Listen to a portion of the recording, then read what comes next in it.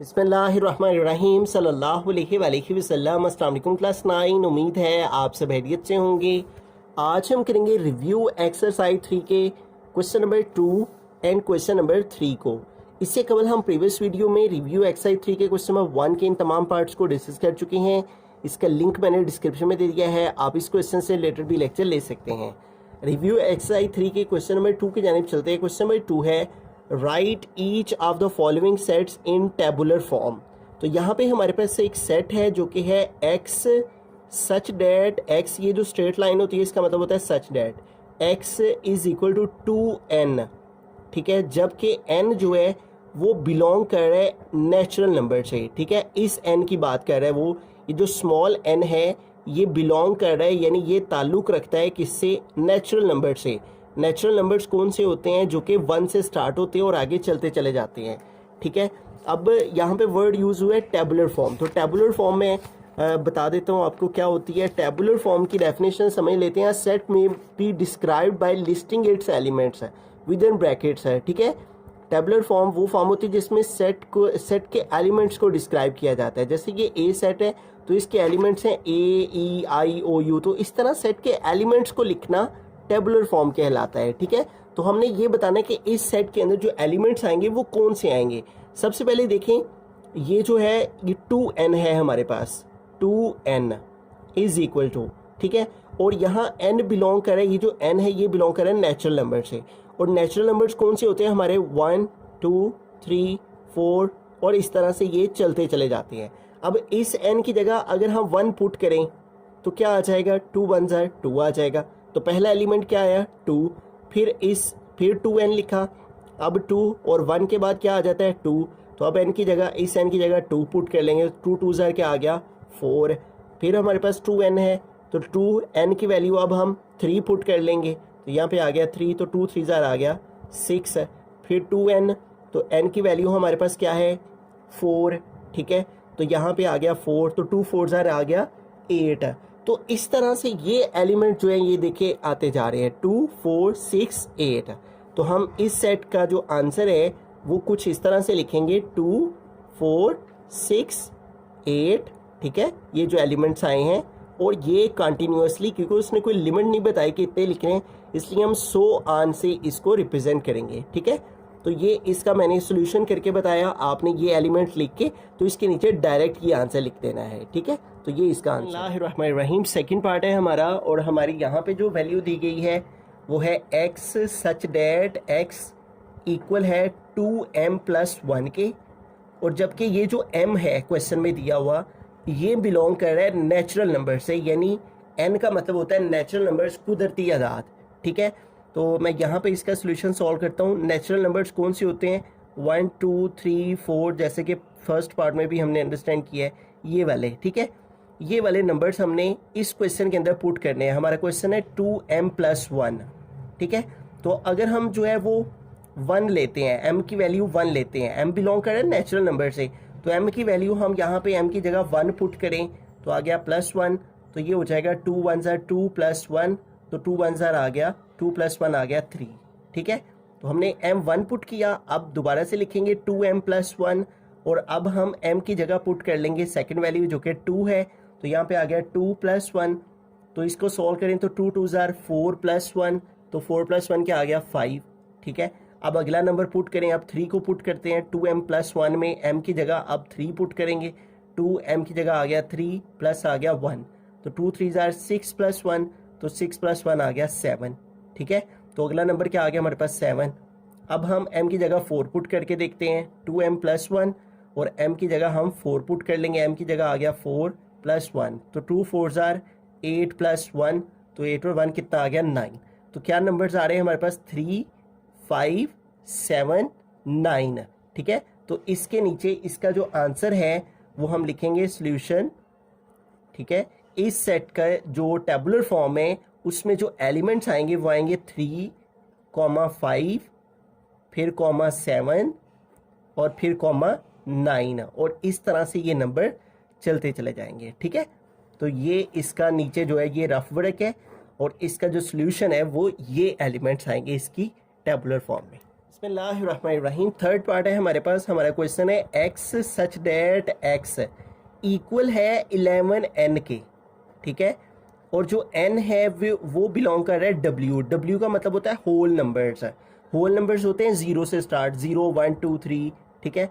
इसका मतलब होता है कि जो उल्टा v होता है इसका मतलब होता है एंड, ठीक है, n। और ये जो सिंबल होता है जो कि हमारी लेफ्ट हैंड से इस तरह से बनता है, लेफ्ट हैंड की फिंगर्स को इस तरह करने से बनता है, वो होता है लेस देन, ठीक है। n लेस देन है 11 से, ठीक है। तो अब इसको सॉल्व करते हैं। तो इसको सोल्यूशन सॉल्व करने के लिए हम यहाँ पे नीचे इसको सॉल्व कर लेते हैं, ऊपर यहाँ पे इसका आंसर लिख लेंगे।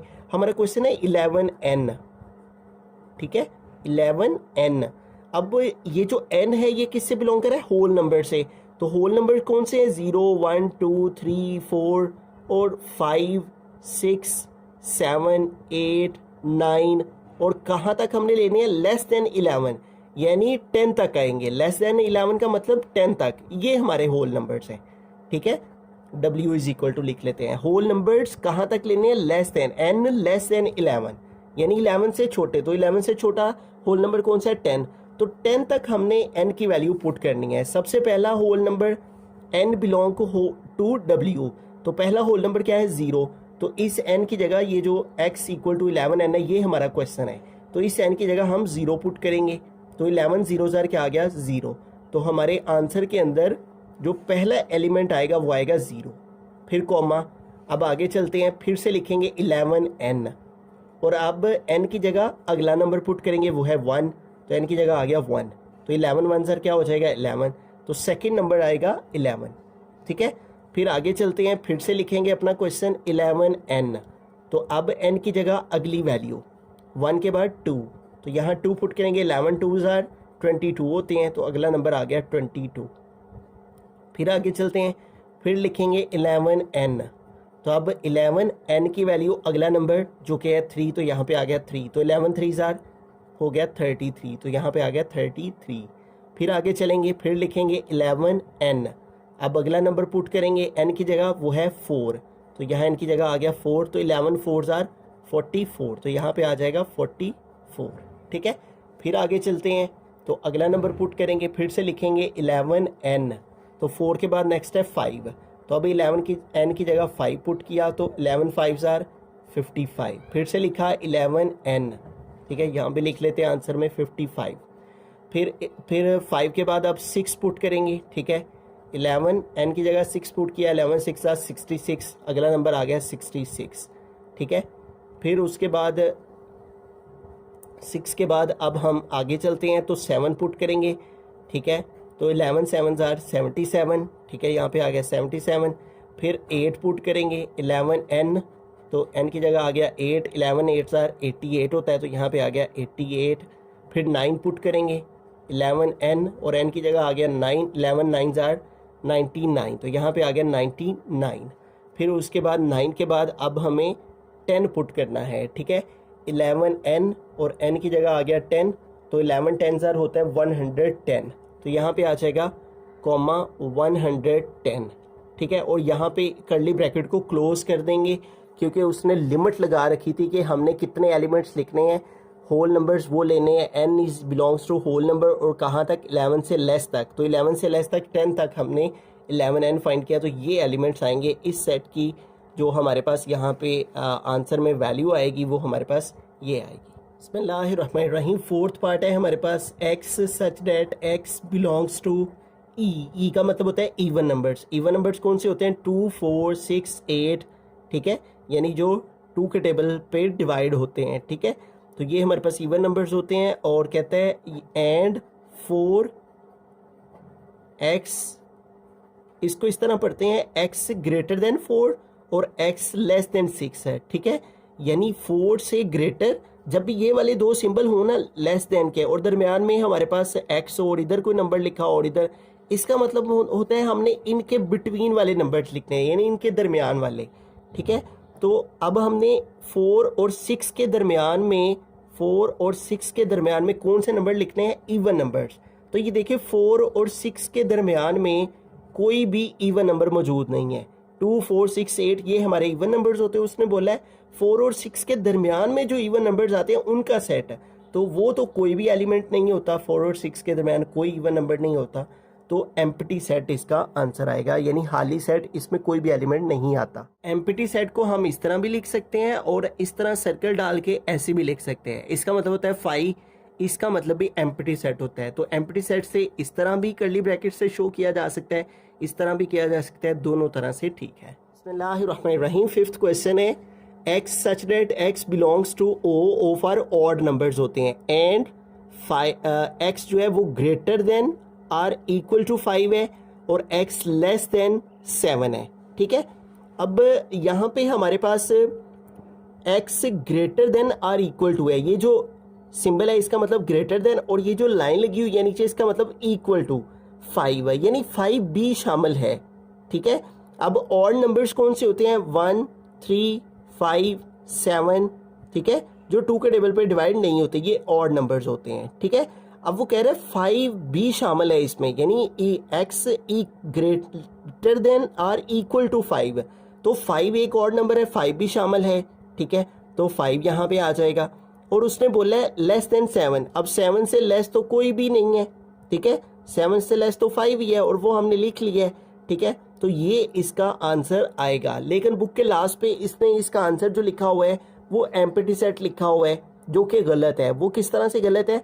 अगर यहाँ पे इस तरह से होता, ठीक है, ये नीचे जो लाइन है इक्वल टू की ये ना होती, ठीक है, इस तरह से क्वेश्चन होता तो इसका मतलब था कि 5 से बड़े और 7 से छोटे ऑड नंबर्स का सेट, तो 5 से बड़े और 7 से छोटे के दरमियान कोई भी ऑड नंबर नहीं आता।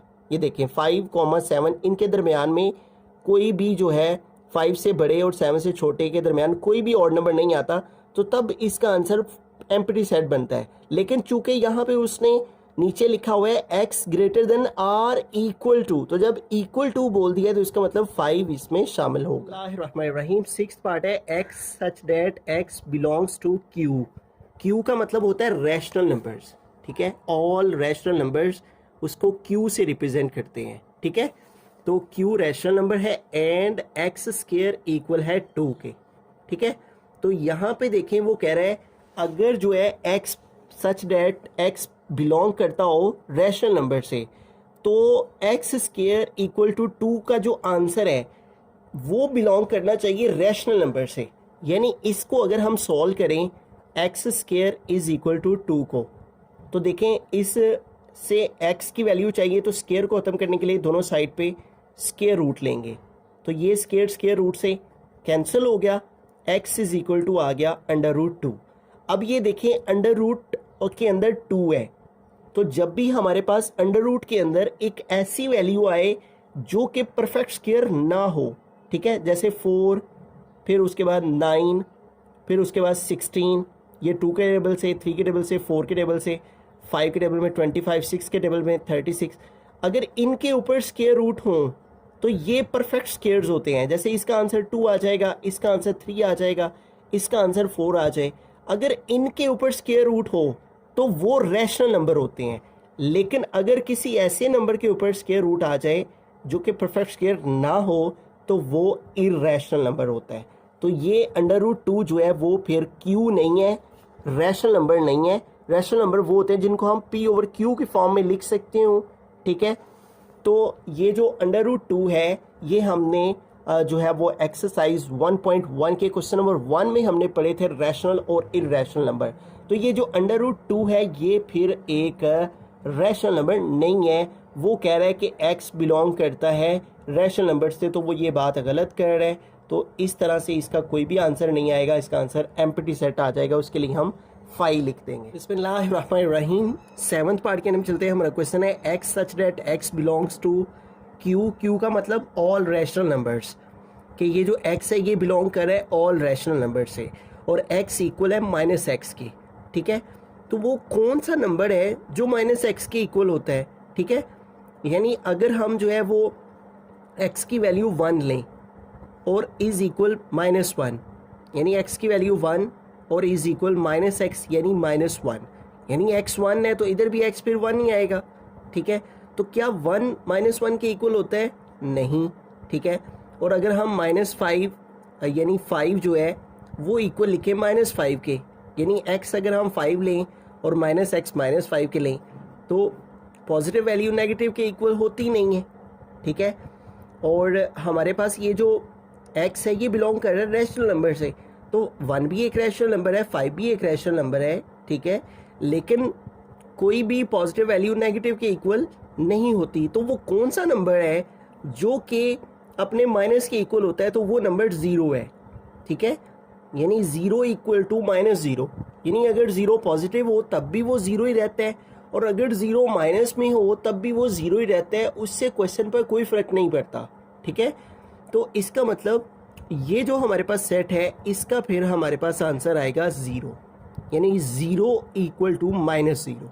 तो सिर्फ 0 एक ऐसा नंबर है जो इक्वल होता है -0 के, तो ये इसका आंसर हम लिखेंगे। रहीम 8th क्वेश्चन है हमारा, x such that x belongs to r।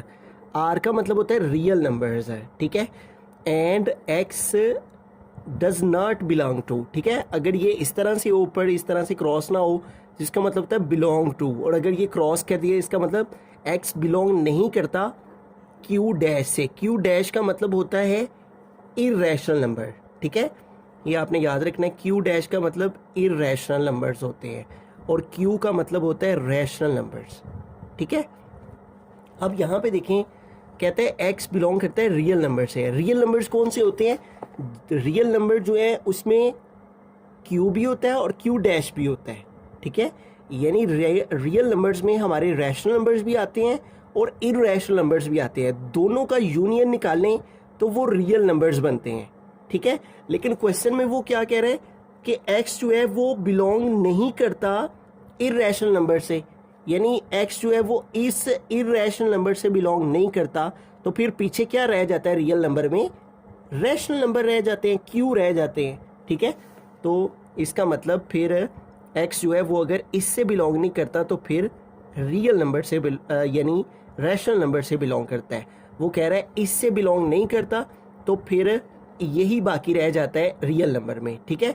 Real number में ये दोनों चीज़ें होती हैं, वो ये कह रहा है इससे बिलोंग नहीं करता इररेशनल से, तो पीछे रैशनल रह जाता है, तो रैशनल क्या होता है? q, ठीक है। तो q हमारे पास आंसर में आ जाएगा। क्वेश्चन नंबर 3 की जानिब चलते हैं। क्वेश्चन नंबर 3 है, let u is equal to a की वैल्यू दी हुई है, b की, c की, list the members of each of the following sets.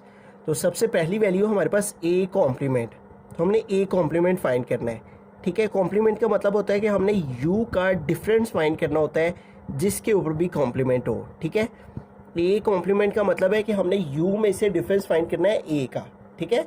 जिसके ऊपर भी कॉम्प्लीमेंट होता है उसका मतलब होता है u डिफरेंस, वो वैल्यू आगे जिसके ऊपर कॉम्प्लीमेंट हो, ठीक है। पहले u है तो अब यहाँ u सेट की वैल्यू को लिखना है, वो है 1 2 3 से लेकर 10 तक काउंटिंग है, ठीक है। 1 2 3 4 5 6 7 8 9 एंड 10, ठीक है। उसके बाद डिफरेंस है, डिफरेंस का साइन डाला, फिर है a, तो यहाँ a सेट की वैल्यू को लिखना है, वो क्या है 2 4 6 8 10, 2 4 6 8 एंड 10, ठीक है। अब जब भी हमने डिफरेंस निकालना तो हमने वो एलिमेंट्स लिखने होते हैं जो कि u में हूँ और a में ना हूँ। आसान लफ्ज़ों में ये कहें कि जो दोनों में कॉमन है, ठीक है, वो हमने नहीं लिखने। 2 4 6 8 और 10 ये दोनों में कॉमन है, ये नहीं आएंगे। बाकी जो u सेट में रह गए हैं वो आ जाएंगे। 1 आ गया, उसके बाद 2 इधर भी वो नहीं आएगा, 3 आ जाएगा, 4 दोनों में मौजूद है नहीं आएगा, फिर इधर से 5 आ जाएगा, 6 दोनों में मौजूद है नहीं आएगा, इधर से 7 आ जाएगा, उसके बाद 8 दोनों में मौजूद है नहीं आएगा, ठीक है। उसके बाद 9 आ जाएगा, उसके बाद 10 भी दोनों में मौजूद है तो 10 भी नहीं आएगा, ठीक है। तो ये वो तमाम एलिमेंट्स हैं जो u में हैं और a में नहीं है, इससे हम a कॉम्प्लीमेंट कहेंगे। बिस्मिल्लाहिर्रहमानिर्रहीम। सेकंड पार्ट है b कॉम्प्लीमेंट। तो b कॉम्प्लीमेंट का मतलब है कि हमने u डिफरेंस b फाइंड करना है, ठीक है। तो यहाँ पे u है तो हम u सेट की वैल्यू को लिखेंगे और u सेट की वैल्यू क्या है 1 2 3 से लेकर 10 तक काउंटिंग है, ठीक है। तो यहाँ पे आ जाएगी u की वैल्यू 1 2 3 4 5 6 7 8 9 एंड 10, ठीक है। उसके बाद डिफरेंस है तो यहाँ पर डिफरेंस डालेंगे, फिर है b, ठीक है। तो यहाँ हमें b सेट की वैल्यू को लिखना है, ठीक है। और b सेट की वैल्यू है 1 2 3 4 5, तो यहाँ पे आ जाएगी b सेट की वैल्यू 1 2 3 4 5। ठीक है, तो जब भी डिफरेंस निकालते हैं तो वो एलिमेंट्स नहीं लिखते जो दोनों में कॉमन हैं, बाकी जो यू सेट में रह जाते हैं उन्हें लिख लेते हैं। देखिए 1 2 3 4 5 इधर भी है, 1 2 3 4 5 इधर भी है, तो ये एलिमेंट्स नहीं आएंगे। बाकी जो यू सेट में रह गए हैं वो आ जाएंगे। वो कौन कौन से रह गए हैं? 6 7 8 9 एंड 10। ठीक है, तो ये तमाम एलिमेंट्स हमारा बी कॉम्प्लीमेंट के आंसर में आएगा। बिस्मिल्लाहिर्रहमानिर्रहीम। थर्ड पार्ट है ए यूनियन बी। तो ए और बी का हमने यूनियन फाइंड करना है। पहले ए है तो ए सेट की वैल्यू को लिखेंगे और वो है 2 4 6 8 10। 2 4 6 8 एंड 10। उसके बाद यूनियन है तो यूनियन के लिए इधर यू आ जाएगा। फिर बी है तो यहाँ बी सेट की वैल्यू आएगी, वो है 1 2 3 4 5। 1 2 3 4 5। यूनियन का मतलब होता है दोनों सेट्स के एलिमेंट्स को इकट्ठा करके एक सेट में लिखना। ठीक है, देखिए इस सेट में 1 है, स्मॉलर वैल्यू 1 लिख ली। 2 दोनों में है तो 2 एक दफ़ा आएगा। यूनियन में कोई भी वैल्यू 2 दफ़ा नहीं लिखते, अगर दोनों सेट में मौजूद हो तो एक दफ़ा आती है। उधर से इधर से 3 आ जाएगा, इधर से 4 दोनों में मौजूद है, 4 एक दफ़ा आएगा। फिर इधर से हम 5 लिख लेंगे। इस सेट में 6 है, ये आ गया। 7 नहीं है कहीं भी, फिर 8 है इधर, ये आ जाएगा। उसके बाद 9 नहीं है, 10 है इस सेट में, तो ये आ जाएगा। ठीक है, तो ये दोनों सेट्स के एलिमेंट्स को इकट्ठा करके एक सेट में लिखने को यूनियन कहते हैं और एक एलिमेंट को 2 दफ़ा रिपीट नहीं करते। बिस्मिल्लाहिर्रहमानिर्रहीम। फोर्थ पार्ट है हमारे पास ए डिफरेंस बी। तो पहले ए है तो यहाँ ए सेट की वैल्यू को लिखेंगे और वो है हमारे पास 2 4 6 8 10। 2 4 6 8 एंड 10। ठीक है, तो ए की वैल्यू आ गई। उसके बाद डिफरेंस है, डिफरेंस का सिंबल आ गया। ठीक है, फिर है बी, तो यहाँ बी सेट की वैल्यू को लिखेंगे और वो है हमारे पास 1 2 3 4 5। यहाँ पे आ जाएगा 1 2 3 4 एंड 5। ठीक है, तो ये हमने ए और बी की वैल्यू को लिख लिया। ठीक है, अब जब भी डिफरेंस निकालते हैं तो हमने वो एलिमेंट्स नहीं लिखने होते जो दोनों में कॉमन हो, बाकी जो फर्स्ट सेट में रह जाएं उनको लिख लेते हैं। देखिए 2 दोनों में मौजूद है, 2 नहीं आएगा। उसके बाद 4 दोनों सेट्स में मौजूद है, 4 भी नहीं आएगा। ठीक है, उसके अलावा हमारे पास फर्स्ट सेट में क्या रह गया? 6 रह गया, 6 आ जाएगा। फिर 8 रह गया, 8 आ जाएगा। फिर 10 रह गया, ये आ जाएगा। ठीक है, तो जब भी डिफरेंस निकालने जो कॉमन हो वो नहीं लिखते, बाकी जो हमारे पास फर्स्ट सेट में रह जाएं उन्हें हमने लिख लेना होता है। ठीक है, देखिए दोनों में 2 दोनों में था, 4 भी दोनों में था, ये नहीं आएंगे। बाकी फर्स्ट सेट में 6 रह गया, 8 रह गया, 10 रह गया, तो ये हमारा ए डिफरेंस बी आ गया। बिस्मिल्लाहिर्रहमानिर्रहीम। फिफ्थ पार्ट की हम चलते हैं। हमारा क्वेश्चन है ए इंटरसेक्शन सी। तो पहले ए है तो हम ए सेट की वैल्यू को लिखेंगे और वो है 2 4 6 8 10। 2 4 6 8 एंड 10। और फिर इंटरसेक्शन है तो इंटरसेक्शन का सिंबल आ जाएगा। देन सी है तो यहाँ सी सेट की वैल्यू को लिखेंगे और वो है हमारे पास 1 3 5 7 9।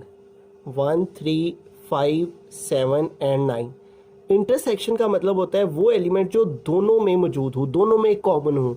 देखें 2 इधर है, इधर नहीं है, 4 इधर है, इधर नहीं है, 6 इधर है, इधर नहीं है, 8 इधर है, इधर नहीं है, 10 इधर है, इधर नहीं। कोई भी ऐसा एलिमेंट नहीं है जो दोनों में कॉमन हो, दोनों में मौजूद हो, तो इसलिए इसका आंसर एम्प्टी सेट आ जाएगा। ठीक है, तो इस तरह एम्प्टी को हम जो है वो 5 के साथ भी लिख सकते हैं और इस तरह भी लिख सकते हैं, दोनों तरह ठीक है। बिस्मिल्लाहिर्रहमानिर्रहीम। 6 पार्ट के अंदर चलते हैं। हमारा क्वेश्चन है A complement union C complement. तो पहले हम ए कॉम्प्लीमेंट फाइंड करेंगे, फिर सी कॉम्प्लीमेंट फाइंड करेंगे, फिर दोनों के जो आंसर्स आएंगे उनका हम यूनियन फाइंड करेंगे। तो ए कॉम्प्लीमेंट फाइंड करते हैं, उसका मतलब है यू डिफरेंस ए फाइंड करना। तो पहले यू है, यू सेट की वैल्यू को लिखेंगे, वो है हमारे पास 1 2 3 से लेकर 10 तक काउंटिंग है। ठीक है, 1 2 3 4 5 6 7 8 9 एंड 10।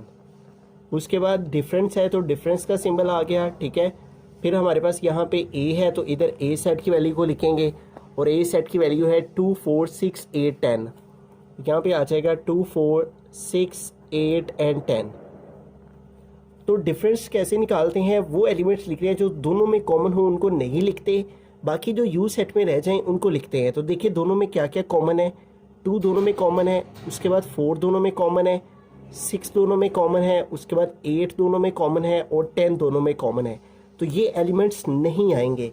बाकी जो ए सेट में रह जाएंगे वो आ जाएंगे। कौन कौन से रह गए? 1 रह गए, इधर से 3 आ जाएगा, उसके बाद 5 आ जाएगा। ठीक है, फिर 7 आ जाएगा, उसके बाद 9 आ जाएगा। ठीक है, तो ये हमारे पास जो है वो ए कॉम्प्लीमेंट का आंसर आ गया। अब सी कॉम्प्लीमेंट फाइंड करेंगे। ठीक है, तो सी कॉम्प्लीमेंट को फाइंड करने का मतलब है यू डिफरेंस सी फाइंड करना। ठीक है, कॉम्प्लीमेंट का मतलब होता है यू से डिफरेंस फाइंड करना उस वैल्यू का जिसके ऊपर कॉम्प्लीमेंट हो। अब पहले यू है तो यहाँ यू सेट की वैल्यू को लिखा जाएगा, और यू सेट की वैल्यू 1 2 3 से लेकर 10 तक काउंटिंग है, तो यहाँ पे आ जाएगा 1 2 3 4 5 6 7 8 9 एंड 10। ठीक है, उसके बाद डिफरेंस है तो यहाँ पे डिफरेंस आ गया। ठीक है, फिर सी है तो यहाँ सी सेट की वैल्यू आएगी, और सी सेट की वैल्यू हमारे पास 1 3 5 7 9। ठीक है, तो यहाँ पे आ जाएगा 1 3 5 7 एंड 9।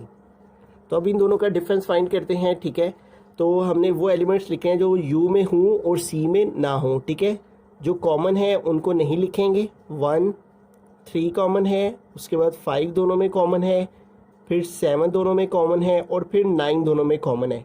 बाकी जो यू सेट में रह गए उनको लिख लेंगे। 2 रह गए, ये आ जाएगा, उसके बाद 4 रह गए, ये आ जाएगा, उसके बाद 6 आ जाएगा, देन उसके बाद 8 आ जाएगा, और उसके बाद 10 आ जाएगा। ठीक है, तो ये हमारे पास जो है वो एलिमेंट्स आ जाएंगे सी कॉम्प्लीमेंट में।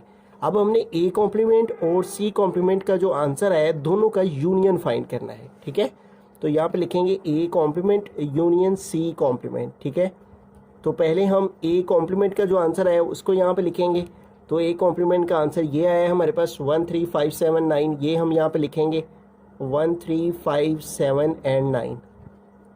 उसके बाद यूनियन है तो यूनियन के लिए यू आ जाएगा, और फिर उसके बाद सी कॉम्प्लीमेंट है तो सी कॉम्प्लीमेंट हमने फाइंड किया है और उसका आंसर ये है, ये यहाँ पे आएगा, और ये हमारे पास है 2 4 6 8 10।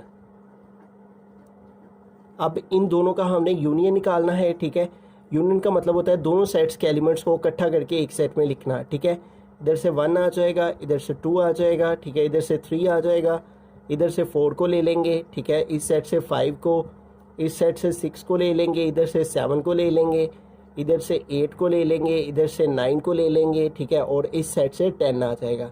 तो यूँ देखिए हमने दोनों सेट्स के एलिमेंट्स को इकट्ठा करके एक सेट में लिख दिया। बिस्मिल्लाहिर्रहमानिर्रहीम, 7th पार्ट की हम चलते हैं। तो यहाँ पे हमारा क्वेश्चन है A complement union C complement. तो पहले ए कॉम्प्लीमेंट है तो हमें ए कॉम्प्लीमेंट फाइंड करना है, तो उसका मतलब है यू डिफरेंस ए फाइंड करना।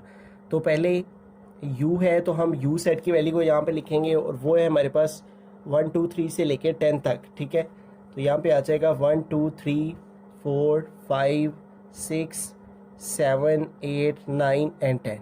ठीक है, फिर हमारे पास डिफरेंस है तो यहाँ पे डिफरेंस आ गया। फिर ए है तो यहाँ ए सेट की वैल्यू को लिखेंगे, और वो हमारे पास है 2 4 6 8 10। तो आ जाएगा 2 4 6 8 एंड 10। तो जब भी डिफरेंस निकालते हैं तो जो कॉमन एलिमेंट्स हैं उनको नहीं लिखते। 2 दोनों में कॉमन है, ये नहीं आएगा। 4 दोनों में कॉमन है, ये भी नहीं आएगा। 6 दोनों में कॉमन है, ये भी नहीं आएगा। 8 दोनों में कॉमन है, ये भी नहीं आएगा। 10 दोनों में कॉमन है, तो जो दोनों में कॉमन है वो नहीं आएंगे।